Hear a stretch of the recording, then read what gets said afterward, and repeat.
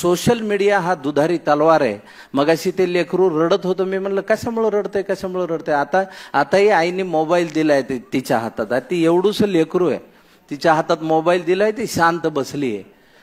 हे दुधारी शस्त्र आहे. या सोशल मीडियामुळे आपले सगळ्यांचे कान हलके झालेले आहेत. म्हणजे आपण कुणाविषयी एखादी गोष्ट वाईट ऐकली की आपण त्याच्यावर पटकन विश्वास ठेवतो. आता आपल्या डोळ्यांचं कामच राहिलेलं नाही, नुसतं बघायचं त्याच्यावर.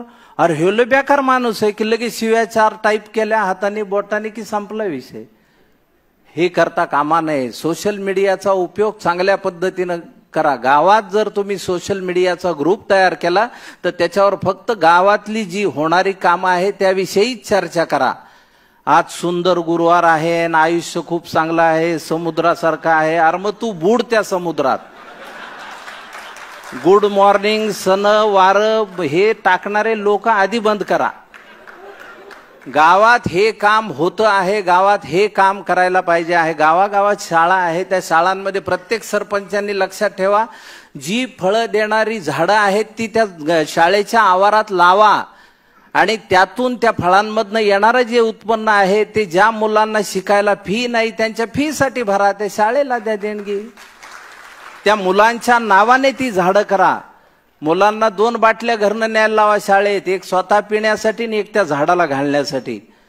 त्याने काय होईल गावामध्ये, त्या पुढच्या पिढीचं काय होईल, ते उद्या झाडं लावतील की नाही हे महत्वाचं नाहीये, पण ते झाडं तोडू देणार नाहीत आणि हीच गोष्ट या देशाला वाचवू शकेल. विकास तर खूप होईल, पण झाडं नसतील तर त्या विकासाचं करायचं काय. ऑक्सिजन सिलेंडर कुठून आणायचे प्रत्येकाच्या नाकाला लावायला. कोविडने आपल्याला दाखवलं आपल्या गरजा किती आहेत. निसर्ग आता बोलू लागलाय, निसर्ग यानंतर भयंकर पद्धतीनं आपल्याशी बोलणार, यावर विश्वास ठेवा. येत्या 20-25 वर्षात तुम्ही कधीही पाहिलं नाही असं दृश्य निसर्ग तुम्हाला दाखवेल आणि त्यानंतर तुम्हाला आपल्या सगळ्यांनाच आपली लायकी कळेल की आपण किती गरीब आहोत आणि आपण किती छोटे आहोत.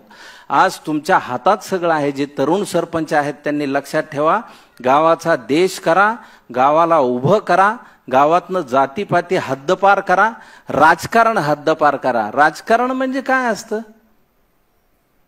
राजकारण हे चांगलं आहे का वाईट आहे असा आज प्रश्न विचारला तर काय उत्तर येईल हो त्याचं. मग ते चांगलं का असू नये, चांगलं राजकारण हा विषय आहे का नाहीये. तर राजकारण चांगलं सुद्धा असू शकेल. तुम्ही प्रेमाने सगळ्या विरोधकांशी वागा. सरपंचांनी लक्षात ठेवा, तुम्ही आज निवडून आलात ठीक आहे, जे तुमचे विरोधक आहेत त्यांना जवळ घ्या, त्यांना पुढं त्यांना म्हणावं तुम्ही पुढे या आणि तुम्ही हे कामं करा आणि गावाची समृद्धी सगळे मिळून वाढवा. आणि अशा जेव्हा केसमध्ये तुम्हाला आता गावातल्या जुन्या लोकांना माहित असतं पाण्याचे स्रोत काय होते. मग कोणतरी म्हणते त्या भावऱ्यात 2 जण मेले होते, त्याला आता 35 वर्ष झाले, पण तो भोवरा होता.